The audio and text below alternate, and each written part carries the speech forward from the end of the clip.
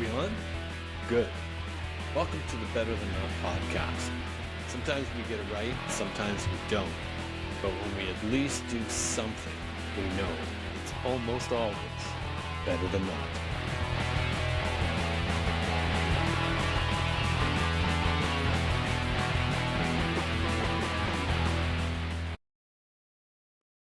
Hi there, and welcome to Better Than Not, the podcast that aims to capture shifting perspectives and thought-provoking ideas in conversation, based loosely on my series, A Changing Frame of Reference, which you can read on the Substack app. I hope you will, as it might give you some insight into what the podcast is all about. I'm your host, Doug Garton, and today it's a pleasure to welcome a friend, Carolyn Garton. Carolyn, how are you? I'm glad to be with you, Doug. Thank you for this opportunity. I'm so glad that Carolyn has agreed to join us. This is not one of her more comfortable things to do, and she's had the courage to step forward. I first met Carolyn through my wife's group of what she likes to call lady friends. And she was one of the people that attended my original book event for when my first book came out. But she's done a number of things that include hiking part of the Pacific Crest Trail with my wife. And now, which is what is really intriguing for me, is she's doing missions work in the Ukraine. She has left Canada. She's visiting right now. This is why I have this opportunity to talk with her. But she has left her, shall we say, comforts of this country that we have to go and help others that are in less, shall we say, ideal circumstances. And this is what really brings Carolyn to this, because I'm very excited to talk to someone who's actually there. She's not reading newspapers and listening to media. She's actually there with people, us humans, us fellow mankind, trying to deal with what's going on in the Ukraine. So, Carolyn, you also have a bit of a surprise to start with today, you said. So I think we should turn it over and let you start with that. All right. Well, I'd like to share with you a Chinese proverb. I originally heard it through an author by the name of Neil Anderson, a Christian author. I'm not sure where he got it, but this kind of encapsulates a little bit of the heart of what I would like to impart today in our sharing. So this Cool. is the story of an old Chinese farmer, and he has one son, and they have one prized possession. It's a horse. They're very poor otherwise. And this horse is so precious to them because it helps to plow their fields and carry produce to market. And one day, the boy did not secure the gate on the corral securely, and this horse, got free and ran away. And the little villagers came out to the old farmer's home and said, "Oh, this is a bad thing." And the old man said, "Good thing, bad thing, who knows?" Well, it wasn't long after that horse came back and brought a whole herd of wild stallions with him. And the boy opened the gate to the corral and locked them in. So now they had this whole herd of horses. And the little villagers came out and they said, "Oh, this is a good thing." And the old man said, "Good thing, bad thing, who knows?" Not long after that, the boy was trying to break one of these wild stallions and he got thrown off the horse and broke his leg. The little villagers came out and they said, "Oh, this is a bad thing." And the old man said, "Good thing, bad thing, who knows?" Short while later, there comes the Chinese army marching through town, and they're picking up all the young men to go fight in the war. But the young man couldn't go because his leg was broke. And the little villagers came out and they said, "Oh, this is a good thing."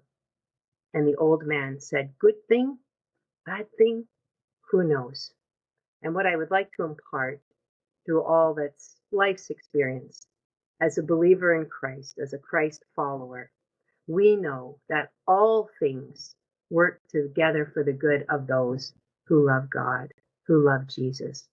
Even through war, God is doing good things. So, one of my favorite parables.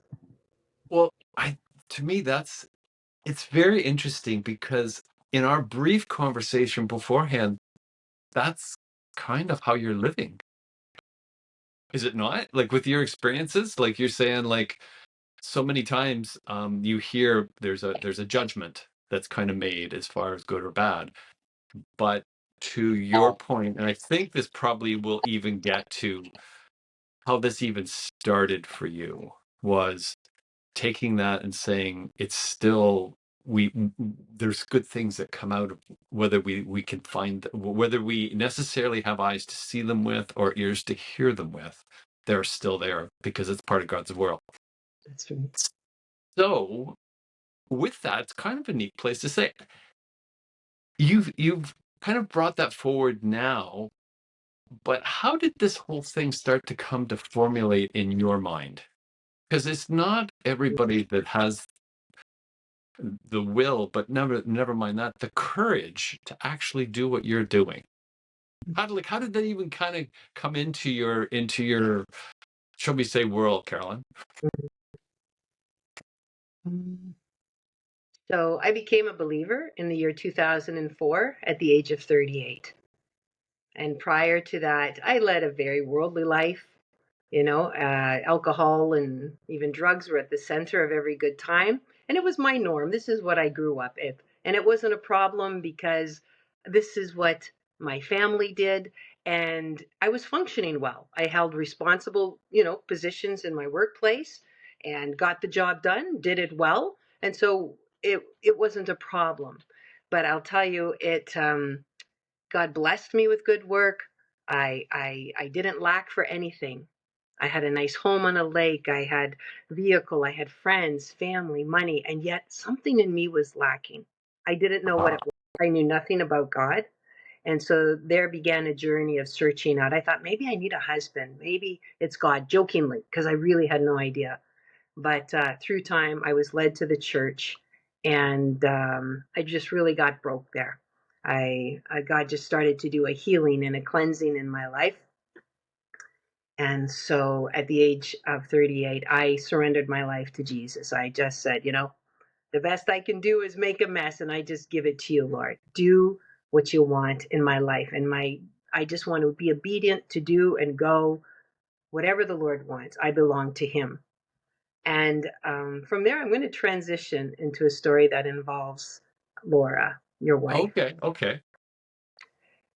Laura is a champion in my words. Oh yes. There's no mountaintop that isn't too high. And I'm not just talking physically, but she's a woman of faith to believe God for great things. Anyway, she's a personal fitness trainer, instructor. I mean, she's fit and she loves adventure. And some years ago, I can't remember what year it was, but she invited me to hike the Pacific Crest Trail with her. And I'm like, are you crazy? Are you out of your mind? I mean, I'm a little sport act, but I don't have the physical conditioning for that. And of course, she said, well, just pray on it, because she knows I want to be obedient to do what God calls me to do. And so, of course, I prayed, and I remember it very clearly. I was driving, Lord, do you want me to do this hike with Laura? And I heard yes. And so I argued with God, are you crazy?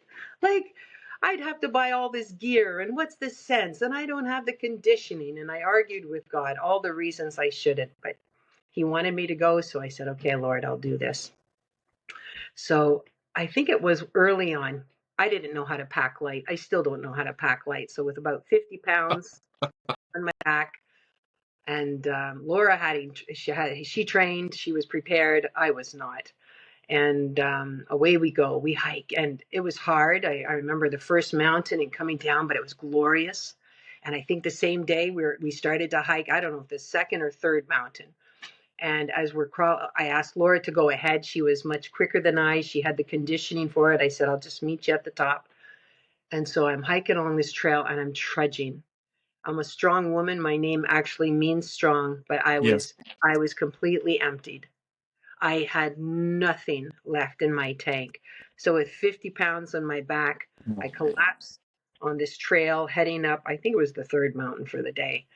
And I was getting swarmed by flies, and I Oh, didn't even have the strength to hit a fly. Like, I was just spent. And I started yelling at God, why? you're- Why would you bring me here?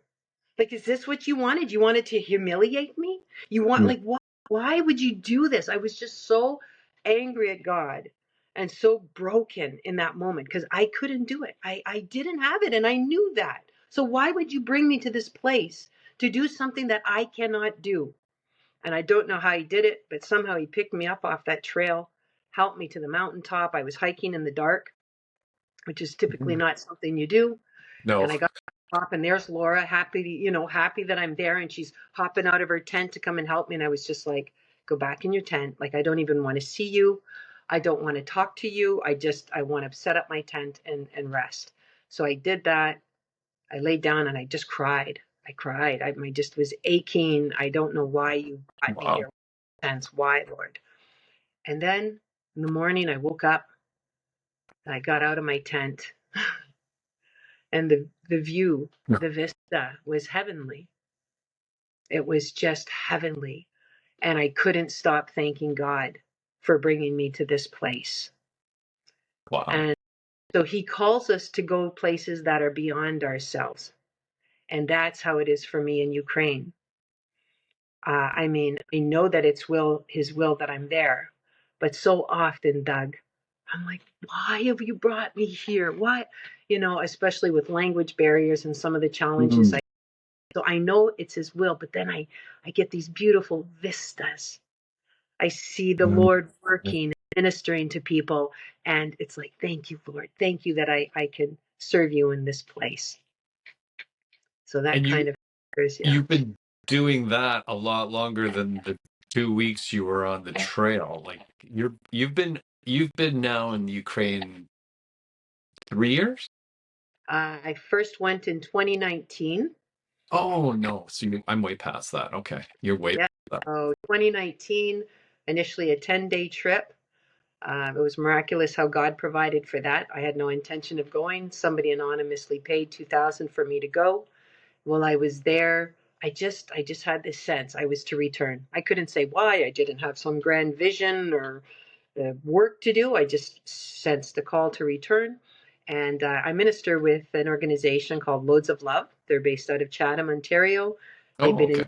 some 30 years. They've made inroads in all facets of community in many villages and cities around Ukraine. And so the director of Loads of Love in Ukraine, Ed Dixon, had said to me, well, if you want to return, you're going to need $500 a month. And that will cover all your expenses, your translators, your transport vehicle, food, accommodations. So I said, okay, Lord, if you want me to go, you need to provide. And we flew home from Ukraine after 10 days, went into the church. My vehicle had been parked there while we were away, and the church administrator greeted me. Welcome back. How was your trip? Oh, good. She said, oh, I found this envelope on my desk. I don't know who put it there, but it has your Oh, name on it. no way. So I No spoke to way. anybody about what I've sensed God is calling me to return. I didn't even speak to our pastor. Anyway, I opened this envelope and there's $500. And I said, okay, Lord, there's the first month. That Sunday at church, a couple approached me. Carolyn, welcome back. Hope Ukraine was good. God's put it on our heart to bless you. Handed me an envelope, $500 cash. So that's been my journey. I'm a volunteer. God has provided. How many years is that now? Almost 6 years Six that He's years, yeah. provided for me to minister in Ukraine.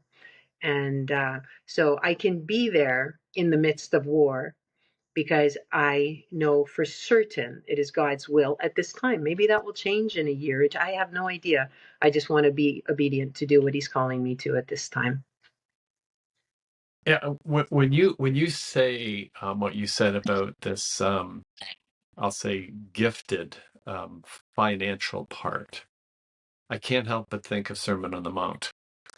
Yeah, And I think it's in Matthew and talking about you can't serve two masters.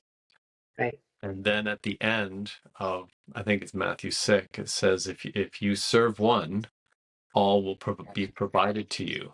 And you've clearly made a decision for that, which in today's world, Carolyn, it's almost miraculous. Like it's so, one of the things that I found that's so backwards is the upside downness of, like, the world's clearly chosen its master to me around. And I often kind of look at it and say, well, what do you talk the most about? That's it's an easy test, right? You can kind of see things from that perspective.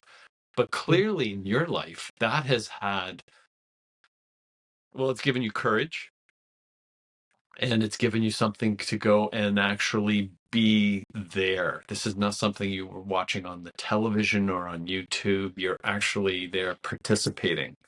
So when I can remember texting you occasionally, or whatever messaging we're using, and you would say, "Oh, it's just like a normal day." And I can remember looking at Laura and going, "I think Carolyn's normal day is not even close to what our normal day is." Mhm. What, like, to give a picture, what, like, you head back in August? Next week, July 17th. Oh man, it's even quicker than that. I think you did tell me that. So to give a listener an idea, what, like, you'll fly back, and like even the journey back is not like a flight and then you get off and you go into your resort room and have the comforts of traveling. What can you paint a picture of what it will be like, well, what you will go back to the extent of what you left? Sure. So I will fly into Warsaw, Poland from Toronto. And there's no international flights into Ukraine at this time, of course. And Yes. from Warsaw to where I'm living in Ukraine, I'm in southeast Ukraine, about 60 kilometers from Eastern Front with Russia. And it takes me a 24-hour minivan ride, let's say, to get to a city near me. And then I've got a vehicle there, and I'll drive another hour and a half to get to the village where I'm living now.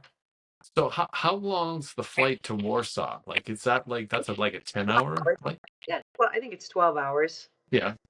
And Yeah. then that 24-hour van ride, Mhm. that is like, that's a direct drive, right? Like, you're not like Right staying over the some. border, customs, yeah, right into Ukraine. Yeah. Wow. So when you go back there, what do you anticipate you will like, because it's what you kind of left. What do you kind of anticipate you'll be finding there when you get there?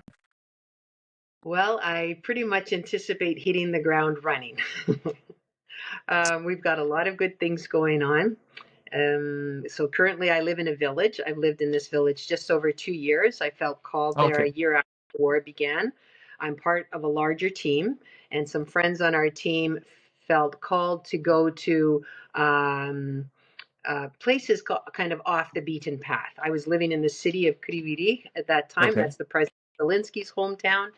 And just a little bit of history. My first 3 years in Ukraine, living in this city, did a lot of work. We were ministering in mental health facilities for adults and children, kids struggling with suicide, addiction, mental health issues. We were ministering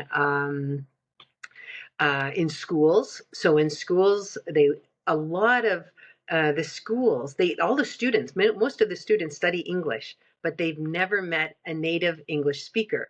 Some of the Oh, teachers have never met a native English speaker, so it's a really big deal. And I think the yeah. teachers get apprehensive when we're coming because, they can let on they know how to speak the language well, but you get there and it's the book is on the table, and I think they're a little apprehensive, but so I was so blessed. I got to go into the schools and speak to classes of all ages. I wasn't teaching, but I just gave an opportunity for the kids to engage with a native English speaker.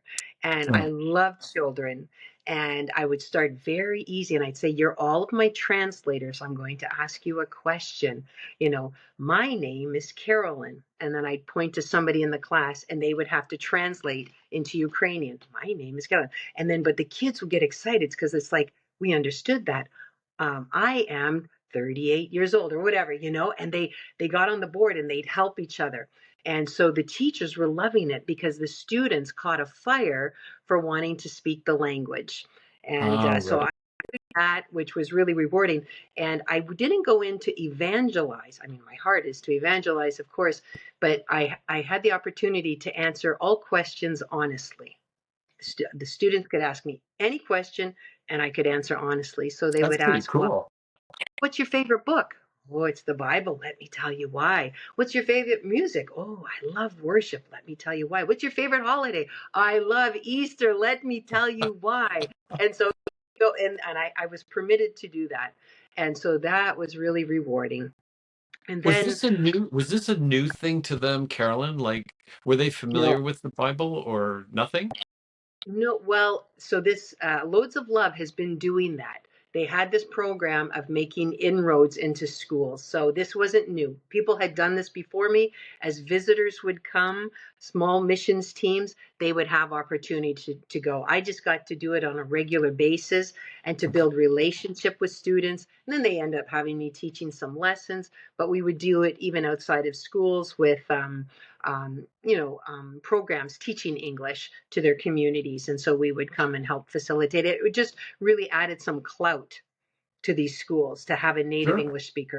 It's really rare to have a native English speaker in the areas where I am. I mean, if you're standing in a lineup at the grocery store and you just say hello, heads are turning.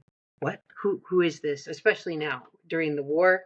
When the war began, there was obviously a mass exodus, and most foreigners didn't have the freedom to choose to stay. Missionaries were ordered to return home. I have missionary friends in America, and their church just said, "No, you're coming home now." So it's very Is it rare to find. was, was that because of the of dangerous like safety issues or Yeah, when the war began, we didn't know. You didn't know where there's a safe place. You didn't know what was okay. going to transpire. So people were ordered to leave, and it was really a difficult time.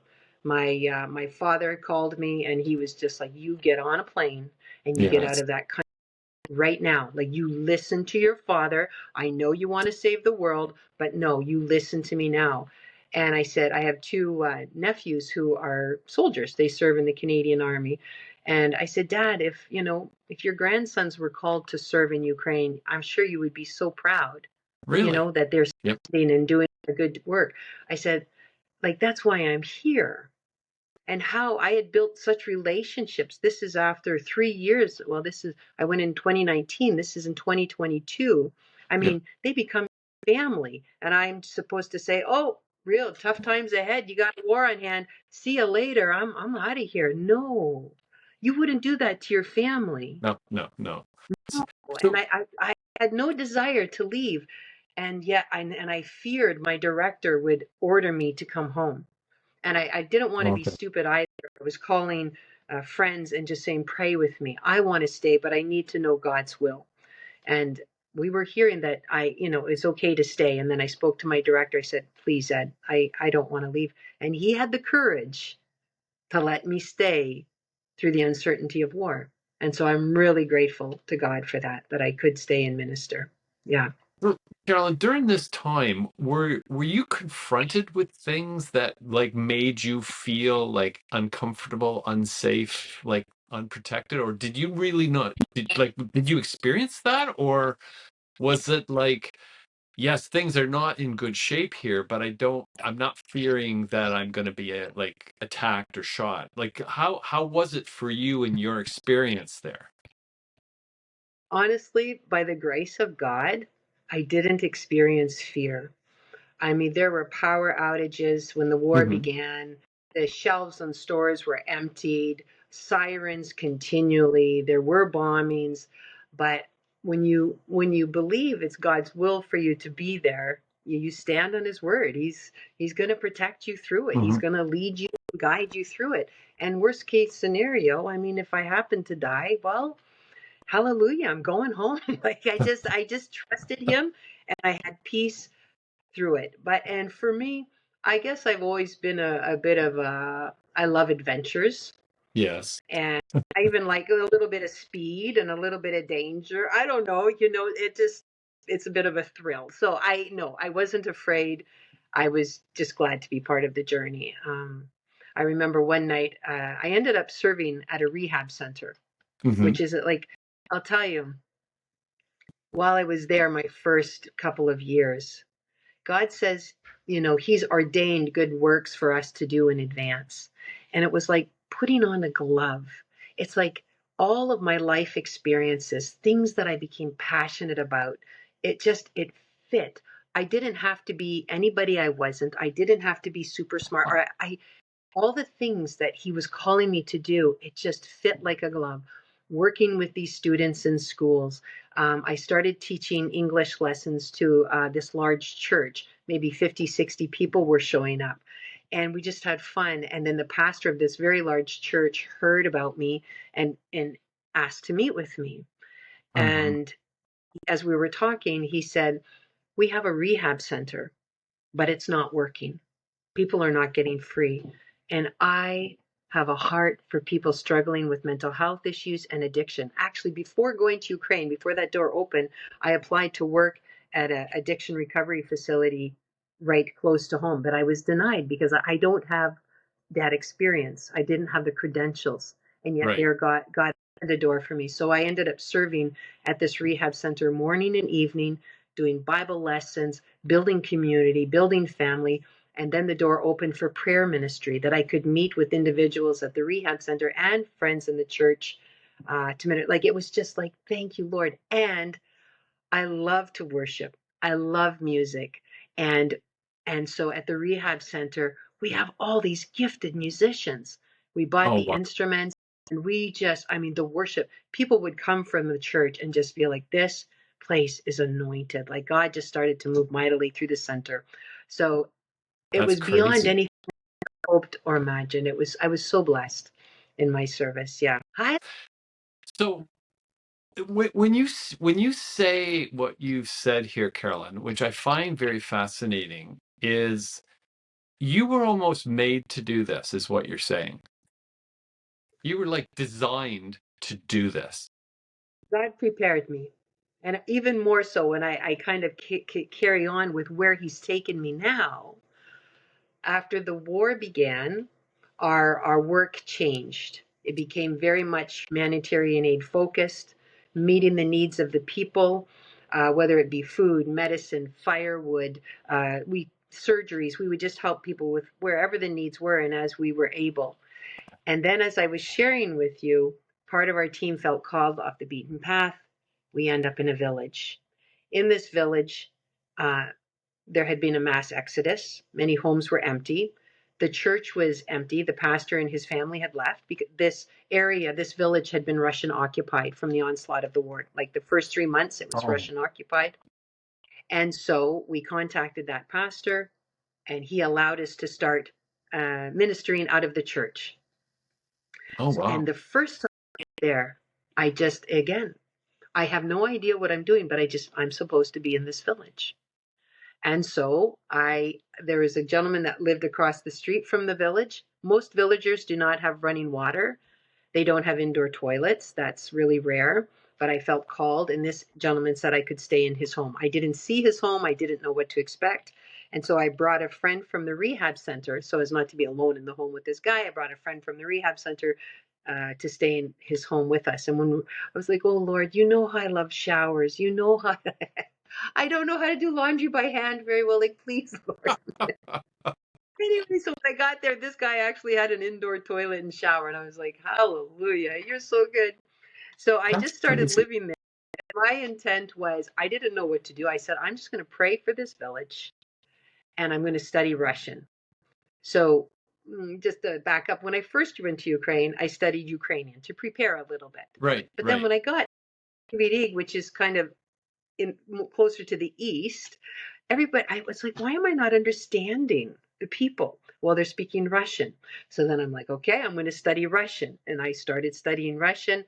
And then after the war began in 2022, like I would always go walking and I talk to people like dobre utro, which is good morning. And then people would be like, dobra haranku. You know what I mean? Like out with the Russian, in with the Ukrainian, even though many Ukrainians couldn't speak their native language because it's been Russian speaking for decades, centuries, right? So anyway, I That's thought I'm just amazing because that's another one of those things where from far off we think one thing, and then when your boots are on the ground, when you're there, you find that's not right. That's not how it works. that's Like that's a yeah, huge example of that. yeah, So yeah. now, So so are you? I won't say maybe fluent, but are you pretty good in Russian now? well, I don't think so. Yeah, you're I'm probably nowhere better than you where think you are. nowhere close where I want to be.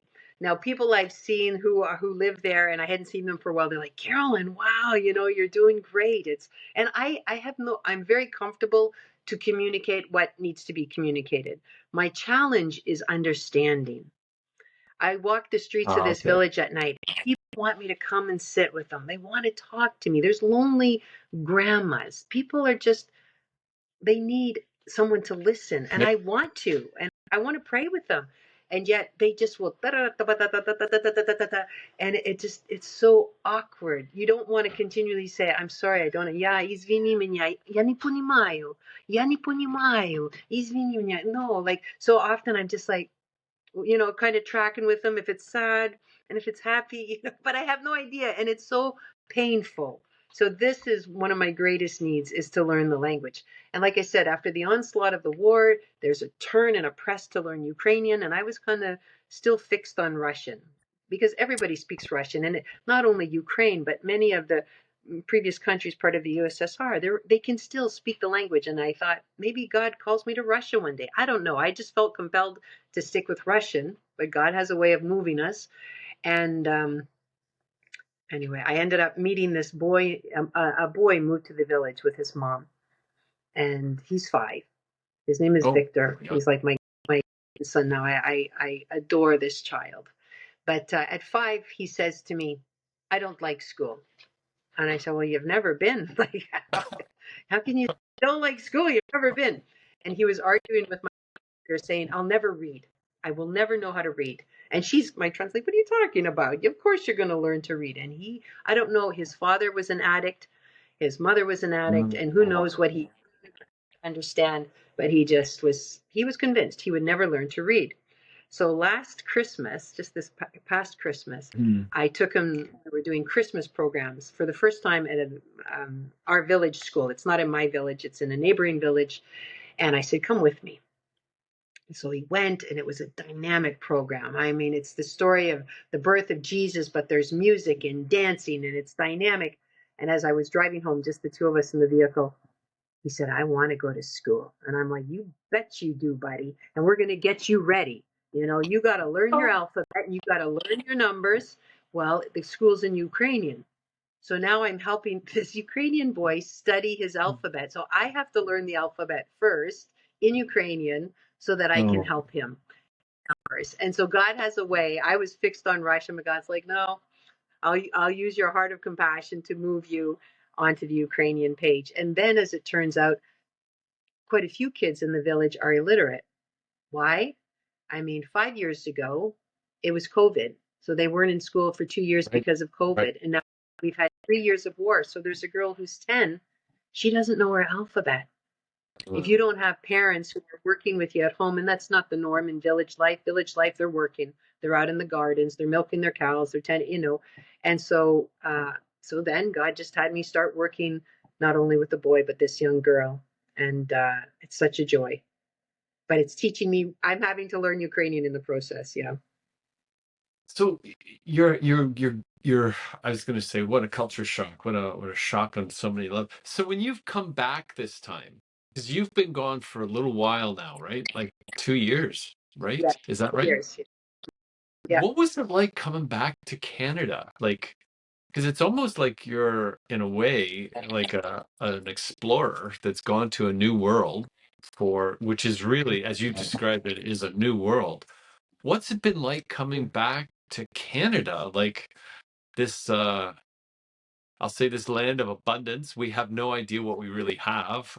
We don't appreciate what we really have. Um, what's it been like? Because you've been back for about a month, 2 months.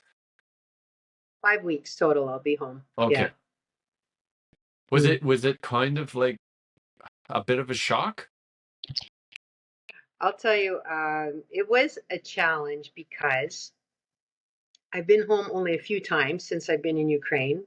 And in 2022, I ran home because my dad fell ill very suddenly. So it was a quick trip home up to Blind River, 5 days in hospital with dad.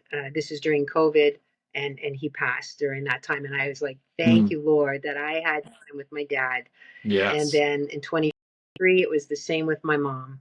It was she became sick, so I came home to be with her, and she was sick for some months before she passed in September of 2023. So my last two trips home have been to, be with my parents before they passed. So this Mm. time coming home, it just hit me, I'm going home and I don't have either my mom or my dad. Like they'd Mm. always been there, even though I'm not with them their birthdays and Christmas and stuff. But when I go home, I've always had them. So that was new and a challenge that I had to kind of process some grief in that. Yes. And yeah, it kind of comes to the point. I mean, I don't know how to be a missionary. This is all new. In fact, the first few years I was there, I wouldn't even call myself a missionary. I'd call myself a volunteer. I didn't feel qualified to be a missionary. Who knows how to do that? But coming home this time, I felt like an alien. It's like, you just don't quite fit anywhere. I don't Mm. really fit in Ukraine. Right. Definitely a Yes. stranger. You know what I mean? I mean, people love me and they embrace me, but I don't understand all the culture and the language. And now I'm coming home to Canada. And another thing that compounded it, my home that I've rented for over 20 years was damaged and it flooded out. And my landlord said, you just come pack your stuff, you got to move out. And so I didn't even have a home to stay in. So no mom, no dad, no home. And Oh, I was wow. just like, I felt, but God is so good. Like he's blessed me exceedingly beyond anything I could have imagined in his provision of home, clothes, a vehicle. I don't have a vehicle. And the lady from the church lends me a vehicle for 2 weeks and then another friend for a week. Like he's just provided everything that I need. Um, so that's been wonderful. I was shocked coming home at the cost of things. Like I bought a razor. I just wanted a razor. And it was $6. Like deodorant, $7. Or just Yes. everything is like, wow. I mean, Yeah. it's just the cost of living here is really increased, and so that's really taken me back. But So that otherwise, was I've been really blessed. I can't tell. what's that? You can't the Yeah, you know what I so value what I've come to. I didn't realize how much I miss Doug. So living in a village without a translator, I have a translator for functions. When I go to speak at a church or Mm. I go to different school of missionaries and speak to missionaries or when I travel, for different programs, I have a translator. But in the village on a daily basis, there's no translator. And I feel very alone. You know what I mean? Okay. I just Yes. Yes. I can't just with some can't just have heart to heart. And so coming home, I really cherished time with People. family and friends and heart conversations and what I value being understood and understanding others. Like Yes. I guess we take it for granted. And even going to church and understanding the lyrics to the music, this has been really very rewarding. Yeah. So that's really And I connected started with to you. feel a little anxious. Yeah. I was feeling anxious about returning and going back to that place and missing, already Yes. missing what I know what's coming when you say what to expect. But, it's a journey of faith. And the thing is, through it all, my relationship with Jesus has become so intimate because I don't Mm. have like just a friend that who understands, he's become really my everything in the midst. So just to back up the boat, you had initially asked me what to expect when I return. Yeah, just like that that's Once I kind of the moved to this frame. village, um, yeah, when I had moved to this village, again, I just went to study the language and to pray for the village. And the next thing I know, like not no plan of my own, but I was preparing a home in the village to help grandmas in need of supported living. Like it just happened. It wasn't my plan. It just kind of happened. So we renovated a home. There was no kitchen in the home. We added a kitchen, we added running water, a toilet, a Oh, septic, and all of that. And so grandmas started to come. That was the first work. And then I needed a home to live. And I ended up buying a home in the village. It's the first home I've ever owned in my life. I bought it for 1,000 Canadian dollars, and it's got a chunk of land. So I could afford that. Hallelujah. That's And so I bought unbelievable. this home. It was previously Russian occupied. Yeah, it was great. The home was occupied by Russians, so it was a dump. It's kind of a shack, and it was really run down. There were even bombs left in the home. I don't know why Oh, they didn't wow. take their bombs with them, but there was this box with 2 bombs in them, and so we had to call the authorities that be to come and remove those. And that was quite common throughout the village. A lot of missiles like had not detonated in fields, and people would gather them, and they were gathering uranium. It's just, I think, the villagers, any way to earn a dollar, whether it be from the metal, Sure. but it was Hmm. a little bit risky. They were, yeah. So anyway, I bought a home, and then maybe it was 2 years ago, uh, I felt moved to buy the home adjacent to mine. And what motivated this was I had met a man driving taxi, and Okay. he had been disabled. And so you could see he had a bit of a disability. And I was just saying, I'm sorry, you had to endure. And he said, no, no, no, you don't understand. Like, my family was with me through it all. My wife, my kids were like, Dad, husband, we are with you. And if you can never walk again, you never walk again. But we are here. Like, we love you. We're with you. And he said, if it weren't for my family, I don't know where I would be. And I thought, how many soldiers are coming Mm. home from war? Their families are abroad. They're coming Yes. home to empty homes, no wife, no kids. They're broken in their minds, they're Oh, broken in their bodies, and they're alone. And it's a recipe for disaster.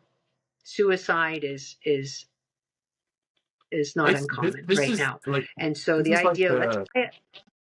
this is like the collateral damage of war that it seems only like in the last 20th century that we become aware of this. Like that's almost the ravages are worse than the actual war in some cases because they never leave you, right? They pass down through the generations. They pass through the generations. And I could see that, just for example, my grandfather, my mom's dad, he fought in the Second World War. Yeah. And she was conceived before he left, and he came home when she was 3. And he was just very distant. He wasn't he came home physically, but mentally he was not all there. He struggled with that battle in his mind. And I remember one Christmas vividly, after a big turkey meal, my uncle was laid out on the couch, and my brothers jumped on them to wrestle with Uncle Dave, and my grandfather was out of his chair picking my brothers up and throwing them across the room. And we all kind of froze, going, all right, grandpa's in another place right now. He's somewhere else. And so, and this, like, just my grandfather's mindset coming home from war, in fact, impacted my mother, Oh, impacted me. And that World War, how many, I think, I can't remember how many Canadians died in the Second World War. I was surprised. It was quite low. yes. 150,000 Canadians gave their lives. Ukraine in the Second World War, I can't remember how many millions, 8 million, something like that, lost their lives. And just the other atrocities that have happened in Ukraine. It's a broken nation through the generations. And now here we are again. So how do they cope? They drink. They're Yes. I think, next to Russia, they're the second largest consumer per capita in the world, and I understand why. There's You, just a nation got so much, you know. well, yeah, I mean that's Mm. part of what I mean by boots on the ground, that you don't, I mean, you don't hear via the media at all unless somebody's taking a story a bit deeper. And this is the real need, Mhm. right? We don't need the media telling us the different things that they're telling us just for, shall we say, clickbait in many ways, just to get us excited. It's the humanity that you're dealing with Mhm. literally on the ground. Like, to me, it's just because you commented, I had an uncle that went to the Second World War as well. And you come back like how do you describe it? I was very fortunate because I was around when he was saying a couple of stories, which was super rare apparently. And like one of them, he was at a campfire and the bullet knocked the Yeah. fry pan out of his hand. And like as a kid, this is like, ooh, this is like exciting kind of GI Joe stuff. But Yeah. it was like that was such a small micro part of his experience of seeing things that as humans we're not supposed to see, right? And to me, that's like with you being there, you're seeing that on a firsthand basis. That's why I'm interested to know, like, as far as because all we hear, of course, is this, and you picture what you hear, but you don't necessarily actually get an impression of, like, you commenting one time of having to line up for gasoline for hours. Like, that's not something you think That's right. about in war, Hmm. right? Like, and this is to me why it's very interesting hearing, like, you've kind of given up your life to do this in an extremely meaningful way, and you've been given gifts to enable you to do this, which is kind of crazy in many ways. But if you're understanding that belief, you know that that's what it is. God's working in you in ways that are mysterious, but they fit together, and you're being provided for, despite Yeah. the what would I And call it? Because you're not describing I, this as sadness, Carolyn. In fact, you're in many ways you're describing joy in the middle of this tragic situation. It's amazing you have eyes to and that's what see. I want to get. I want to get to the news. I want to get to the good news of what God is doing. Um, so I shared how it was through this taxi driver. I understood the need. You understand the hospitals, the majority of the hospitals, they're antiquated. I was in a hospital where they're doing blood counts. They took us in. You look through a microscope and you're counting. The nurses are 1, 2, 3, counting blood cells. Are you kidding me? Wow. All of the hospitals in our area, it's not computers, it's notebooks. And so the hospitals are overrun, and they can't keep up with the physical demands, just the broken Hmm. limbs and broken. So there is no ministry for trauma. Yeah. There's no ministry for the mind. And there's not even an understanding, you know. So these men come home from war, God willing, their wife or family are there to greet them. And the wife has been enduring and carrying the home front in his absence, Yes. whether it's be doing gardens, caring for kids. So she's like, okay, you're home, husband. Thank you. I need help and I need you to do this, this, this, this, this. And that man, Yeah. he can't even function. He's Yeah. been incapacitated. And so demands are putting on him, like it's breaking down. So families and children need to be educated about the effects of war in some measure, how to support dad when he's coming home. And I remember vividly this one day I was just this was when I was in the city, walking to the local grocery store, and there was this little girl in a dress and her hair done in these little ribbons, and she's walking with her dad. And she's so happy. Dad's home, and they're Uh, holding hands, and she's kind of bouncing along. She's so happy. Daddy's home. And I'm looking at daddy, and he's scanning the tops of the buildings. yeah. Dad was not present. No. You understand? No. And eventually that little one is understands that dad is not like, but if they have some, just we'd like to work with families Sure. whose husband or sons or grandsons are at war, that they can know how to support, and vice versa. So that's the idea. So we ended up buying the house adjacent to mine, and it was $1,000 American. Probably. And Unbelievable. so that's where we're at now.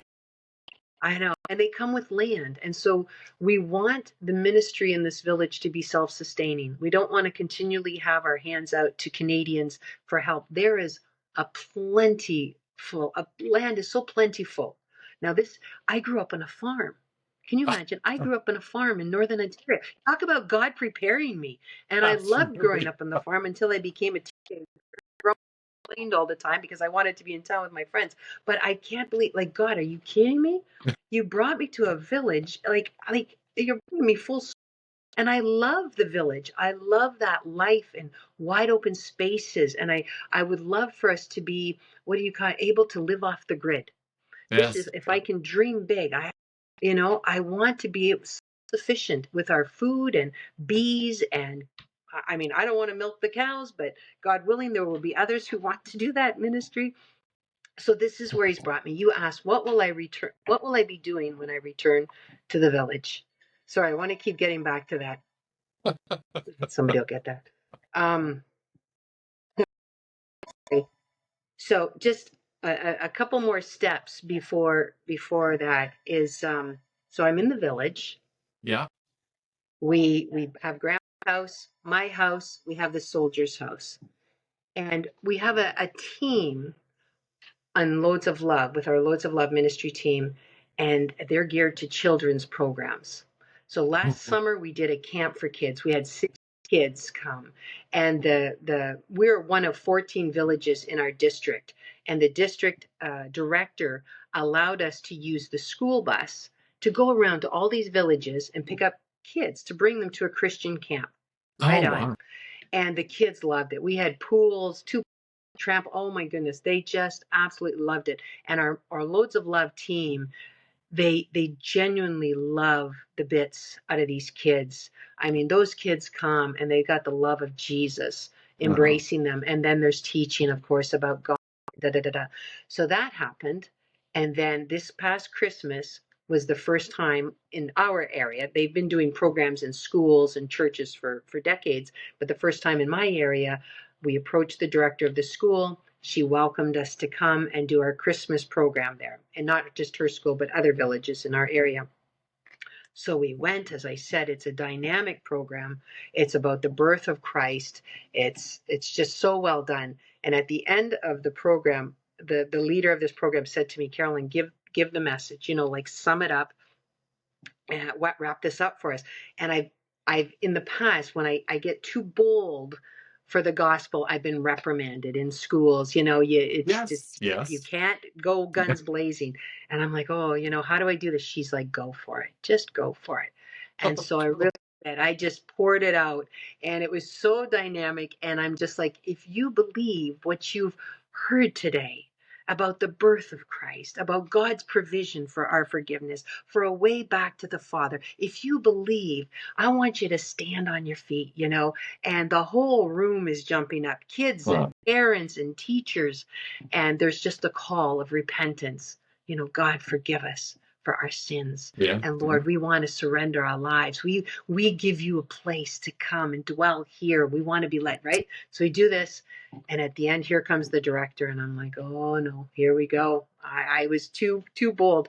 And she comes up to me and she says, Carolyn, can you come back tomorrow? We've got more students. This program is phenomenal. It's not just about crafting candies. You're telling the No. story, the truth of meaning of Christmas. Will you come? When will you come again? And we had already been booked at other schools. So why tell you this? Because we have open doors in Ukraine. That is not just in my villages. This is all over the place. And it's not just schools. We're in jails. We're in hospitals. We're in hospitals ministering to soldiers with the gospel. It's wide open doors. Amazing. Whoops. Amazing. It's mental health facilities. It's everywhere. I'm So we did the Christmas program. Then we did an Easter program. It was the first year our team did an Easter program, and they knocked it out of the park. It was such a dynamic program. And so again, back to all those schools we go. And the directors are like, they invite us. Like, I know we could do Christian education there in the schools if we had the teams to do it, whether it be once a month, once a week. I would make it optional to the students who want to grow in faith, but we Wow. don't have the laborers. So where am I going with this? When I return, what am I going to be doing? We've got a camp for kids. I return on this. I'll get back to the village about the 20th, and on the 29th, 30, 31st, we have 60 kids coming to the village for a Christian camp. Oh And man. our team will be staying at my home and at the soldiers' home, which is just in the process of renovation. So I got to prepare beds for 10 people and get things in order for, to feed 10 people. It's going to be great. But so I'm going to hit the ground running, just making the properties lovely, arranging a bus. That reminds me, I got to make some calls. Kids need to register in advance. So that's my first week back. The second week, we have missionaries. I have a dear friend. She's a Canadian missionary to China. Anyway, she came to Ukraine. She's been there twice now. In her last visit, she brought a friend from China, and they're ministers. And so he's returning at the first 2 weeks of August, bringing his wife. So they go around. We minister different churches, prayer ministry. They do spiritual cleansing of properties and homes, but they're going to come and minister in the village as well. So that's my first 3 weeks back, is kind of hitting the ground running in that regard. Yep. So one of the things, Carolyn, that I was really interested in, and you were talking about this, was it sounds like you need more help. We do. And so before we kind of leave this, are there places where if someone hears this and has a calling for it and might be interested in doing something like this, where would they reach out to? Well, they can definitely find me on Facebook, Okay, Carol. to you directly. Yeah, sure. Or they could go through Loads of Love, but if they want it direct, I'm happy to talk. And we have ministry teams all over the place.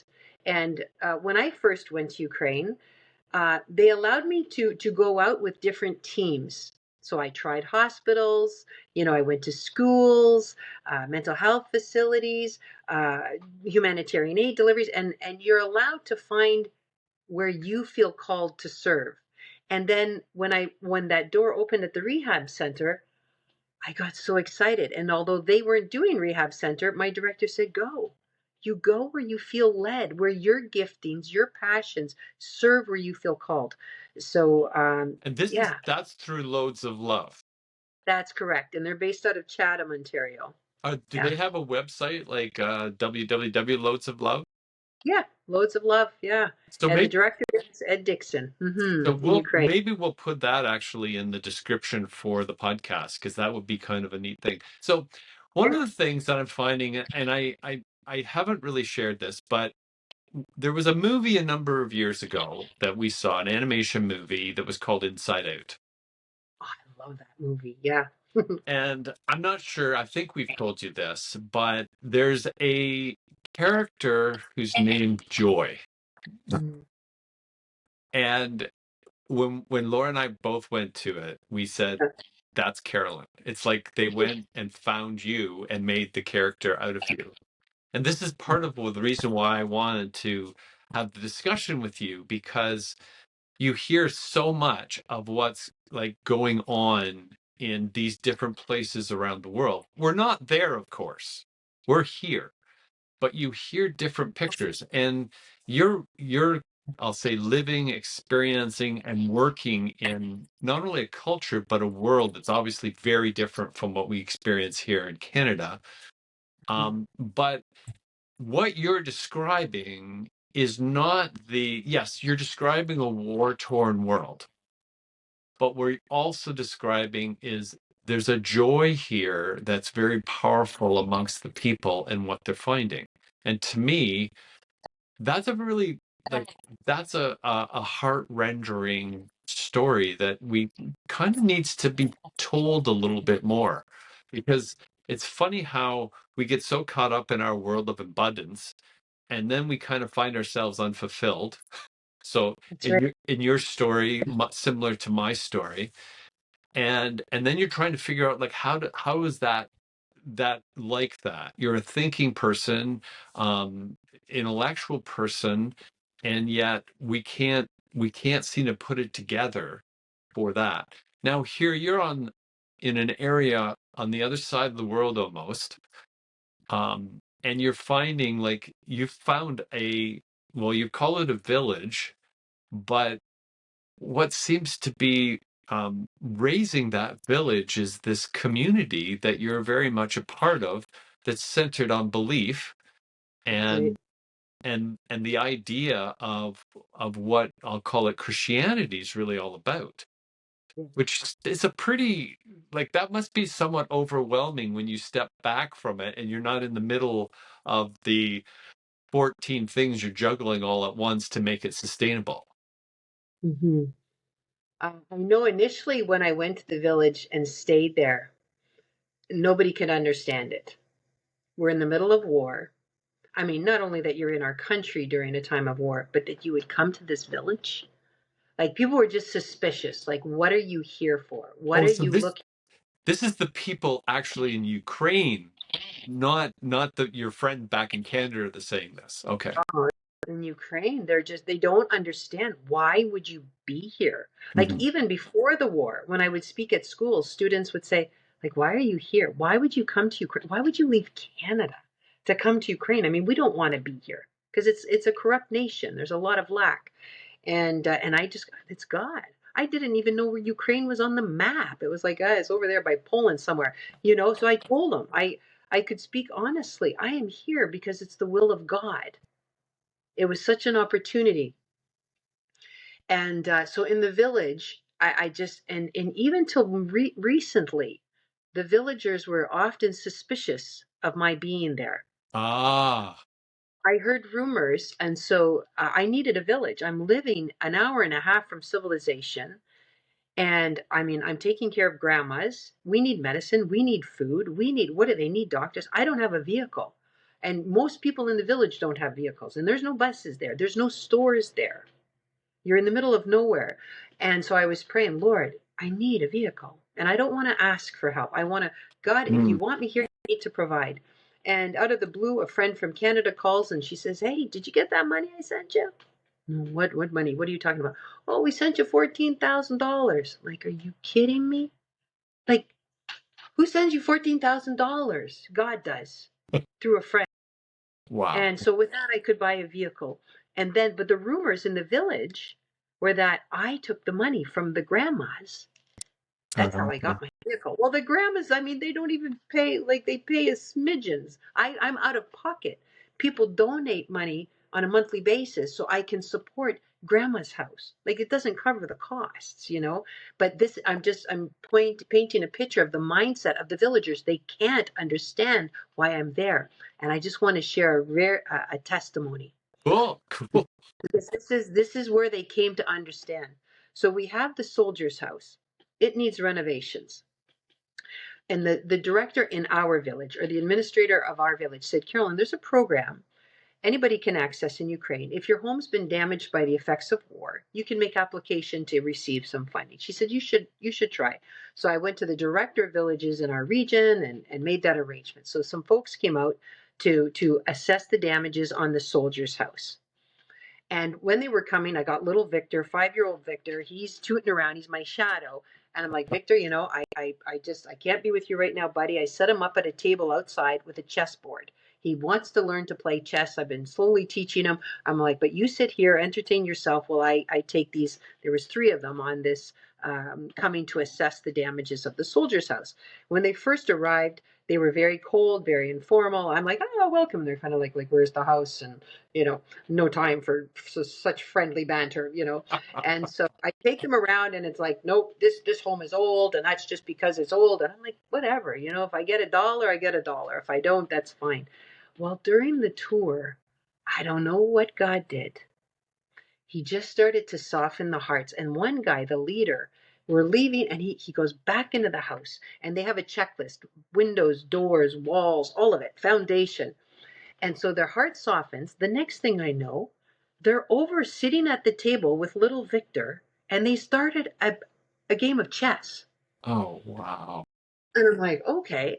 And I had groomed the property. I spent hours, if not days, trimming grass. Like just, I want it to be a place of beauty and welcome, a place of rest, a place of respite, a place of healing, Uh-huh. And something just started to minister that they would sit down during their workday, and I offered coffee, and they think I have some great coffee because I'm Canadian. I don't even know how to make coffee, but so serving them coffee, and they laughed and they engaged and they had a wonderful time. And I'm just standing in awe watching this happen.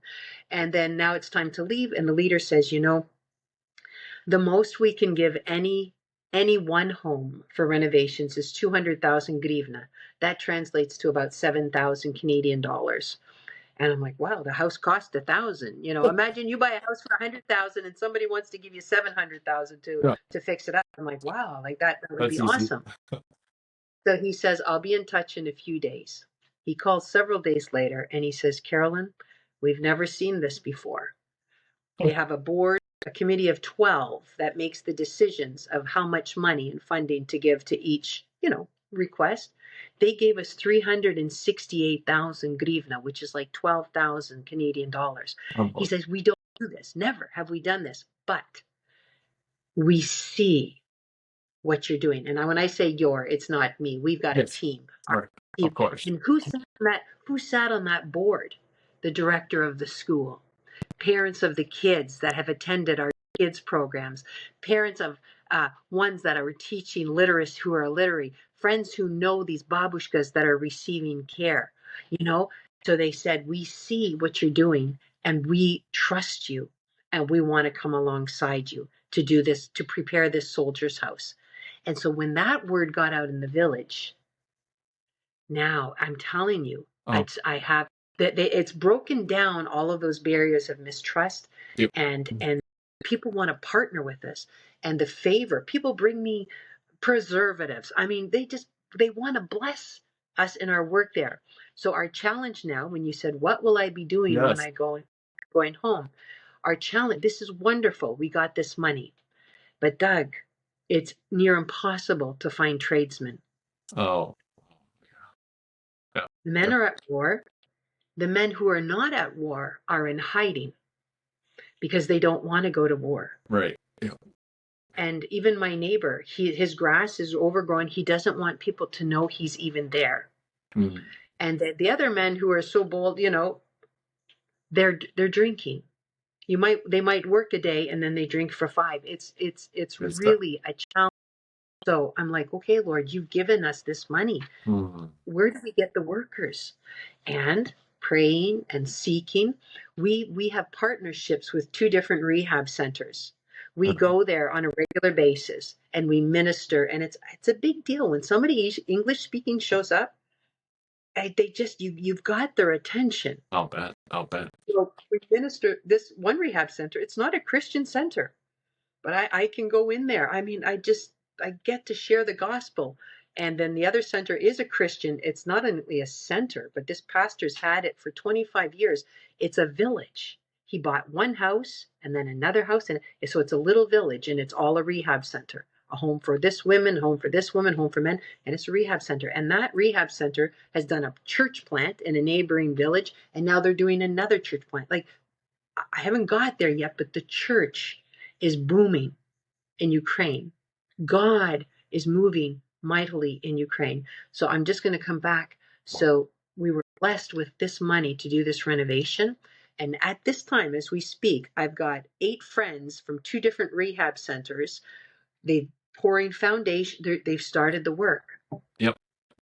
But it's garnered the favor of the community. No longer are they saying, they understand I am there by God's design to bring blessings and favor to their village. God wants to. When we first went there, the villagers said, our village is dying. And if you leaned on your own understanding, what you could see in the physical, it was. Yep. And now God is bringing life. And so we're believing for great things. But yeah, so that's what I'll be doing when I go back. Apart from kids camp and hosting missionaries, we've got some major renovations to go on, and we believe there's more homes to come. I'm not about renovations is not my desire. I have no desire to do renovations, and I've argued with God numerous times. Why would you have me do this? I can't even speak the language. How do I, somebody asked somebody, how do you fix this foundation? You get 4 different answers. How do I know how to do that? I don't. Like, God, please, again, it's that mountain climb. I don't know how to do this. Yes. I don't know how to do this. I don't know how to do renovations, Lord. Why are you bringing me to this village to do things that are beyond me? Do you think I'm equipped to minister with soldiers suffering from PTSD? Do you think I have the skill set to do that? God's like, you just build it. You Mhm. prepare, you Yeah. do what I'm telling you to do, and I'm going to bring the soldiers and I'm going to bring the people to do the ministry. Would you just trust me? Just do what I'm asking you to do. Yes, Lord. You know, Yes, Lord. it's funny when you bring so much of those. We've been recently doing a Bible study of Jericho, of Mm, Joshua. yeah. And when Oh, we go to Jericho, and this is first of all, like this, and this is the part that's so revealing to me, right? And why we're so upside down. But they go across the Jordan, right? Back, they're going into the, as you know this story, but oh, I love and it. I love it. and what's the first thing that they do? This is like a really strict military strategy. Let's Yeah. circumcise every soldier. Like that, This that's is first, right? Like, fascinating stuff. yeah, Right. so you're kind Hmm. of going, okay, that makes no sense whatsoever outside of the fact that they haven't celebrated Passover and a whole generation has passed since that idea of circumcision. That's the first thing. Then we're gonna go to Jericho. And what are we gonna do? Armaments and sieges and all that? No, no, we're actually gonna march around the walls of Jericho 6 days in a row. We're going to blow trumpets. We're going to carry the Ark of the Covenant. In And that's our silence. battle. Silence. Hmm. That's our Yeah. battle We're, strategy. And you're kind of going like, and if you follow me, what I'm telling you to do, the walls, and we all know the story, the walls came crumbling down, right? And it's like, that was such a revealing story for me, Carolyn, that it's like, it's almost an answer to like what I'm seeing going around as you described to me. Like, what have you done there that would make sense in our, I'll call it the secular world? You didn't go to get educated on how to be an electrician or build or a million other things that you're doing every day. And yet here we are, you're on a farm, you grew up in a farm. Wow. And you're seeing these people come and play chess with this 5-year-old kid who wants to play, right? You're kind of going like, okay, so you're revealing yourself in an absolutely enormous way. And so I kind of like, as you tell me this story, I'm thinking of Patch Adams. You know the movie Patch Adams? Of movie. Yes. And he takes all these broken people and they all have a part to play, even if it's answering the telephone or greeting. I love that movie. That's part of the vision, Doug. Seriously. you're Everybody's got something to you're do Patch in this place. Adams. I just It's need the it's red it's ball in it's my. kind of like in many ways. That's why I come back to the inside out and your joy, because you are. You just you exude it even in the conversation here today. Like, yes, of course there's lots of things that we can talk about and take us down, which seems to be the way many people want to feel. But there's also Mm, this whole other side that like there is a joy. There is, you actually find out what you're supposed to be doing, which is what you're doing. Despite many people probably saying, you're out of your mind, Carolyn. yeah. Not only Yeah. If from we. Ukraine, but I'm talking from Canada. Like, what are you doing? And to me, Hmm. those are things that like we need to hear, because we're in this timing, I think, in our world where you just like you commented about coming back to Canada and not $6 for a razor, right? And it's like there's no end to that. Like there's just no end, right? Like why are you stopping at a buck 50 for gas? Like why not $3? Why $5? Like, and when you start to go back, as you're starting to be a witness to, even um there's something more. And once I feel, once we connect with that, it's over. It's the game's like, it just keeps coming, right? And this podcast, Better Than Not, is a direct result of that coming. Like, because if you had talked to me, well, it was like 3 years ago. Well, it's 2 years ago, but my agent came to me and he says, "You need to start a podcast." And I laughed right out loud. Like, I'm thinking of Sarah in the Abraham story when she's told Yes. she's gonna have a baby. Like, I'm going, like, you're out of your Yes. mind. And he Mhm. said something to the effect of, "You're the only client I have that I can't talk to for 15 minutes. Like, you just," and I said, "Oh, okay, so I talk a lot." And Mhm. he says, "That's not what I mean." And so now for me, like, what's so important to me is trying to get these boots on the ground story to correct us to a truth. Like, what we're being witness to and seeing or listening to, be it what our technology is delivering to us, um, I don't really believe is accurate to what many of us are actually really living. And so that's why I'm so pleased that you agreed to come on here, because you've just told an incredible story of what's going on that's real in Ukraine that would be almost Yeah. unimaginable to almost most people listening, I think. And it really goes. I'm just giving you a little glimpse of my little corner, my little village in Ukraine. But our team, Oh, we're all over, and and we gather monthly. We meet. We've got pastors on our team, and God, I mean, there was a story of a pastor in Kharkiv, which is almost the front line right now, and it just his little church. It just after the war, mass exodus. He's got a few people left, and it's not going anywhere. And anyway, he stuck it out. He's got a cultural center. I don't know how many people that place must hold. It looks like it holds about 500 people. It's packed. There's healings. I mean, he's just saying, if you got some ailment, put your hand on that place and pray, Lord, heal. And people are coming up with doctors' reports, prostate cancer healed. Simple people, but with faith. Church, when does the church explode, Doug? When has it generally caught a fire? It's under persecution. And right now, the yeah. the It's Ukraine, I mean, we all put a lot of hope in President Trump. We believe when he said, "I want to bring an end to this war," and we're thinking if there's anybody that's going to do that on the world scene right now, Trump can do it. And so we put a lot of hope. And then after that meeting at the Oval Office, I can't tell you how disheartened we were. In it just seemed like such a charade to us in that Mm. dialogue with Zelensky. Things broke down. And after that, Doug,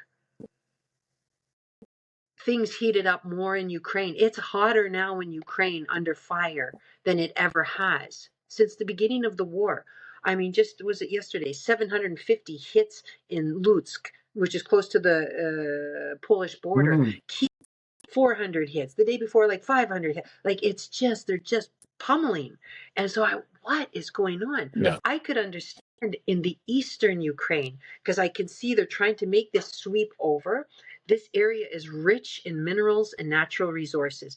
Even the city where I lived, it's like Sudbury. It's a mining town. Oh, And wow. so I can understand why they want the east, but why are they pummeling the west now?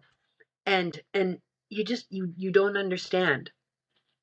You It, don't understand. it's You don't see an end. The point is we're not putting our hope in that's shifted. Trump, you know what I mean? yeah. People had this hope, they're disheartened, we're getting pummeled, and people are turning to Christ. People but we need people to tell them there is a hope. There is a place where you can have peace even in the midst of war. And so the churches are really booming, but a lot of people are living very hopeless. Right. Right. And No. we need to hear the good news. Yeah. Well, I mean, part of this brings me back to a scene I remember seeing in a newspaper clipping years ago. I don't know whether it was newspaper, but and it was, I don't know whether it was World War II or World War One, but the troops at Christmas had come out on both sides. I love that. Yeah. And they started to play soccer together. And yes, and this was to me such a revealing thing of us following. I know, like in 1 Peter, it talks about following the government, but when we follow these, oh, did you went away? Are you there? Yep. When we follow these leaders, we're it's not like you and I are upset with our neighbor. We're not. But what the leader's leading us to believe is that we are.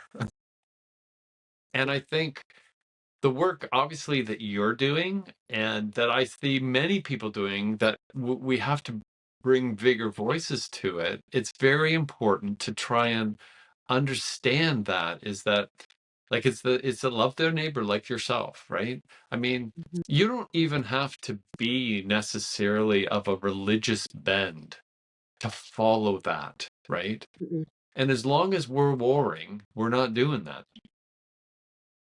And so to me, it's like, it's so great to hear like the things that you're doing, like this house. Like to me, it's unbelievable. This soldier's house, what you've been granted. Where did all that come from, right?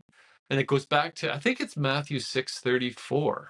And it says, if you first choose Master of God, all that you will need will be provided. And like Carolyn, you're a pretty great example of what's going on with that, right?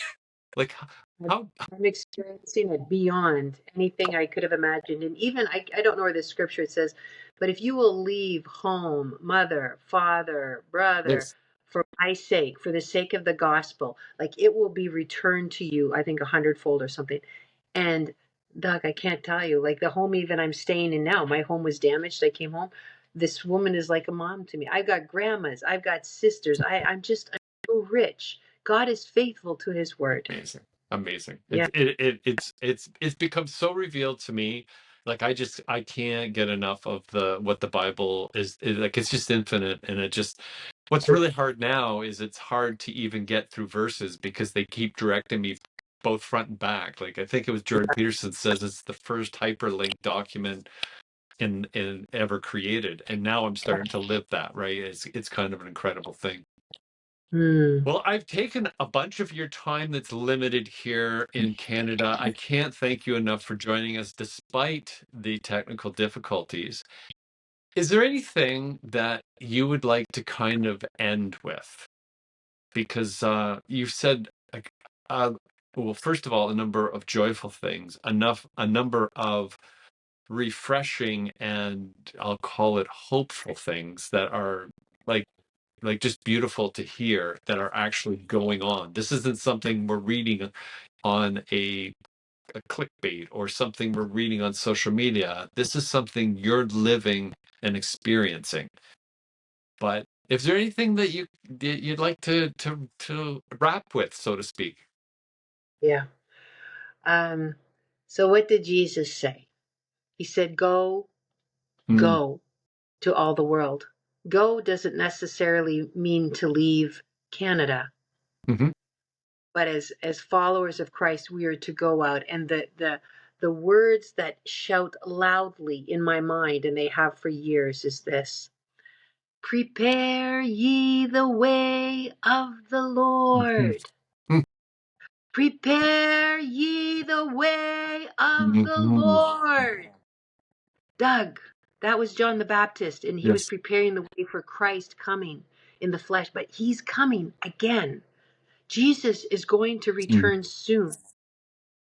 And that needs to be about our work. Now you can work at your factory, but keep it in mind. Be mindful of your time. Let's not get caught up. And so I just want to encourage anybody who's listening to this. Go. God give you courage. God give you boldness to cross the room, to shake a hand, to love the unlovable, to reach out to the lost. I've been really uh, surprised in coming home the needs right here in Oh, Canada. oh, Carolyn. I mean, these homeless settlements everywhere. I mean, Yes. that I don't recall that being here. But Jesus, our Father, loves these ones. And you know the story of the parable where the king, he sends out his servants, go bring them Mm, in. We're going to have a wedding feast. Go and bring them in. And some are saying, well, I'm busy with work yeah, right now, but let me finish. Or I'm busy, yeah. I got to bury my father. Or I've just got to go plow this field. Or I have to. And he says, what? he sends his servants out again and he says, you go to the highways, you go to the byways. And to me, those are the alleys. Those are the broken, the lost, the ones that are cast away by this world, that are looked down upon, frowned upon. He says he will use the weak and foolish things of this world to confound the wise. And so I just want to encourage Canadians who are listening. You've got a mission field in your backyard. Oh, yeah. Give it time. Give the Lord some time. He'll provide everything you need. Just be still. Get quiet. Lord, where do you want? These hands are your hands. All that I am belongs to you. And I just bless you to hear his voice and to be led of him and have the courage to go where he leads you. And if that's to Ukraine, I have a place for you. We welcome you. We have a place prepared for you. So anyway, thank you, Doug, for this time to share with you. That's a beautiful way to end, Carolyn. I was going to say, going with that, loads of love. If you're looking for what Carolyn's talking about, you want some adventure, or you're being called to some adventure, www.loadsoflove.com. Go and check that out. Or check Carolyn out, literally, Carolyn Gartner in Facebook. She'll be It's more Garton. than... Pardon me? Garton. Yes. Garton. Good point. Go and take a look, explore, see what's going on, because there is a lot of things going on. And if another country is not the place, as Carolyn said, there's a lot going on in our own backyards, and Yeah. it's quite amazing. Well, with that, I think we're going to wrap that up. Carolyn, thank you so much for joining Better Than Not and being here to have this conversation. I'll tell you, I've learned quite a bit this time too. And I hope you have. And I hope you'll join us again. And thank you for joining Better Than Not today. Bye for now. Thanks, Carolyn. Bye-bye.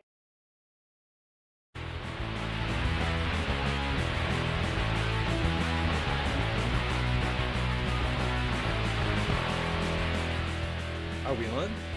Good. Welcome to the Better Than Not podcast. Sometimes we get it right, sometimes we don't. But when we at least do something, we know it's almost always better than not.